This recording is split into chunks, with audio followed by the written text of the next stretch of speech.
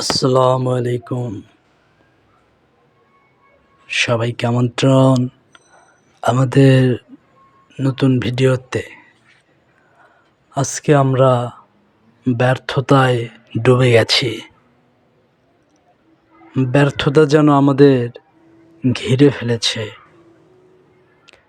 জীবনের পদে পদে ব্যর্থতা যেন আমাদের গ্রাস করে ফেলেছে। সময় পেলেই সে যেন আমাদের গিলে গিলে খাচ্ছে।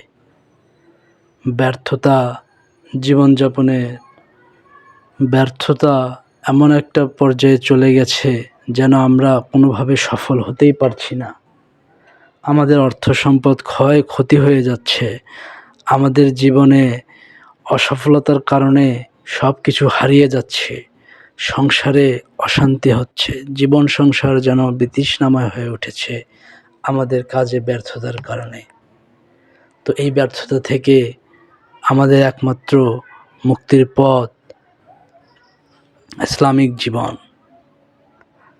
আমাদের হতাশা থেকে একমাত্র মুক্তির পথ ইসলামিক জীবন।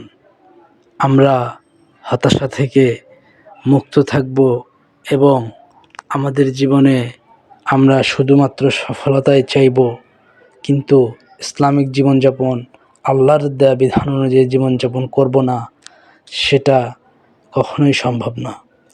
আল্লাহর দেওয়া জীবন বিধান থেকে আমরা শুধুমাত্র একটি কাজ যদি শুরু করি বিসমিল্লাহ বলে চলা, তাহলেও আমরা আস্তে আস্তে হেদায়েতের পথে চলব। আসুন শুরু করি আমরা বিসমিল্লাহ বলে চলা এবং হেদায়েতের পথে আমাদের জীবনকে পরিচালিত করি। বিসমিল্লাহ বলে শুরু করি আমাদের জীবনকে। সাবস্ক্রাইব করবেন, ফলো করবেন আমাদের ফেসবুকে, লাইক করবেন, কমেন্ট করবেন, আমাদেরকে জানাবেন।